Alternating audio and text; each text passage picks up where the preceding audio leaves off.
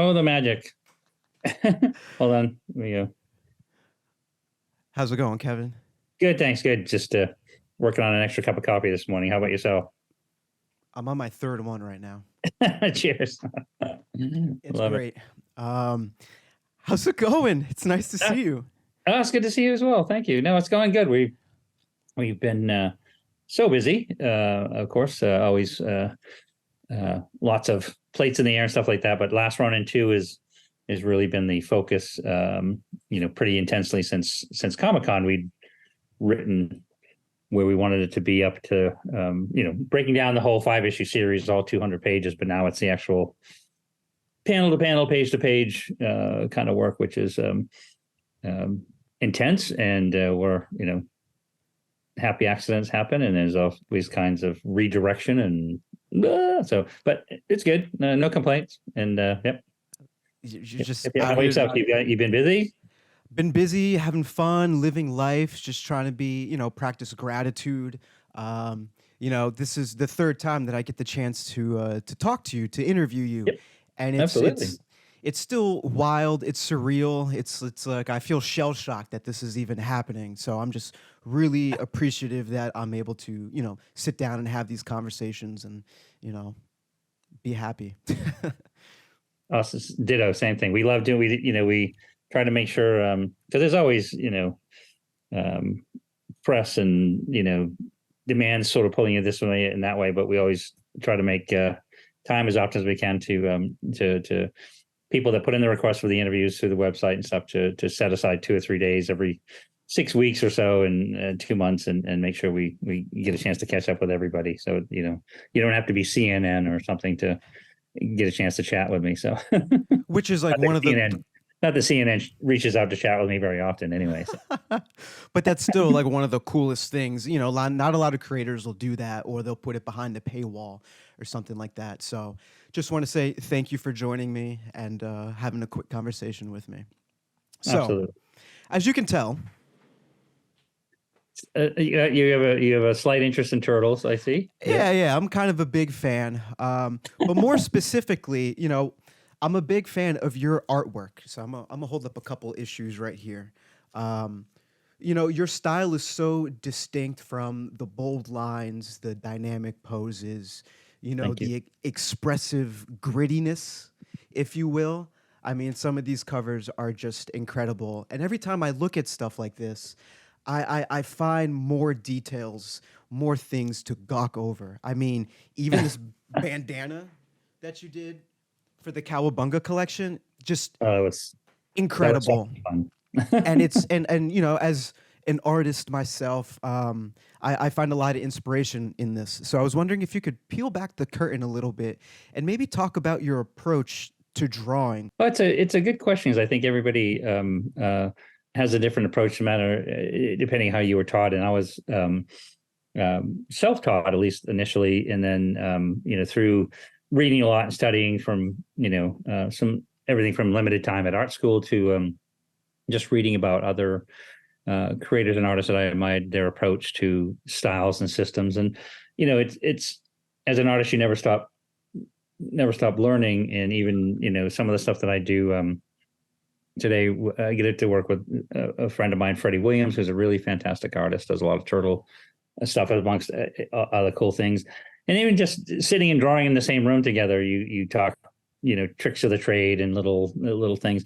But to me, it's always inspiration. If you're reading a story, you start seeing images in your mind, and you start with a few sketches, certainly for covers. And I'll usually do the first one that pops into my mind just to get that out of the way, and then develop it a bit further for with a bit more focus, say for a design 2 or design 3, and then from that, pending who it's for, because sometimes you have to send them in for approval, like the Marvel covers and things. A lot of those you have to send. I usually send in 2 or 3 designs, and they pick one, and then it's refined from there. And so once I get the design where I want it to be, and it's approved, then it's a smaller version of it. Then I enlarge it to 11 by 17 just on the copier, and I do most of my work on light table. So it's an animation trick it's something I evolved to. In the early days, it was pencil, then ink over the pencil and erase it and blah, blah, blah. But these days, you don't have to erase if you light table a lot of stuff and it's worked in an animation style. So once you have the design done, put an overlay, then I'll draw on that. And it's, and it's good even if you kind of say mess it up partway through, you've still got the original underlying design. You can sort of take the top layer off and then start again. And so it's an evolution. And just for I just finished a cover. I think it's up scanning. But I finished the cover for Turtles issue 144. But it was something that Sophie Campbell had penciled. And but usually the process is about 2 days, a day for design and getting everything right, then a day to do all the finishes, and then send it off to a colorist for digital. So yeah, that's it for the covers. And then the page stuff is a bit longer because it's a more intensive sort of, doing layouts and sort of pacing everything out to, but the end process is the same. I still do the final pages on a light table. That's just so cool. Just the idea, like, if you want a free idea, I think a lot of people would watch time lapse of you drawing these comics or covers and stuff like that. I think it would be really cool. But thank you for sharing that. That's awesome. Of course, no, that's something I wanted to do more of, and I think it's just because I do too. I like watching some of the process stuff. I know Ben Bishop, a very talented artist we work with on Drawing Blood and all things Turtles. Yeah, Ben's just fantastic. But he does a number of, because he'll do digital layouts and things, but then he'll still do a physical part of his artwork. But he'll do some time lapse stuff, which I think is just absolutely, besides educational, fascinating to watch. Yeah, it's great. Okay, so I want to get to like 2 more questions. I know we're running short on time. So yeah, I know I try to keep, because I think we've got about 11 interviews today. But it's the fun stuff. Again, we sort of it's great to see you guys. So I know the franchise turns 40 next year, and there have been ups and downs, challenges, successes, all sorts of things. Sure. Where you are right now, what's maybe like a piece of advice you would give to a younger Kevin Eastman, knowing that you experienced everything and stuff like that? Well, it's it's hard to look back and because hindsight is always 2020, as you know. And it's the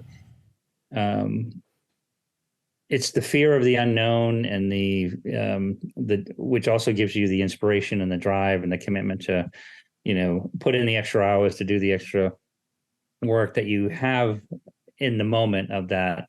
But it's always stress is just part of life, and it doesn't get any easier as you get older. There's still there's still deadlines and there's still things that you need to juggle and need to do. But it's I'd probably say when possible, take for that younger Kevin Eastman, take a lot more deep breaths and some longer walks when you get stressed out about stuff, because there's sometimes like even I've got a deadline, I've got this stuff, I've got these 3 things piled up that absolutely have to go out the door on a certain day, and it's just sort of like the dogs are freaking out, the cats are hanging from the ceiling, this is going on, there's people knocking at, there's 100 different interruptions, you just want to scream. So it's sort of like, go outside, take a deep breath, take a little bit of a walk, come back with a focus, and then and do it. So it's get past the stress. I guess that would be the advice that I would have. And it ain't easy. Yeah. Oh, tell me about it in my own life. Yeah.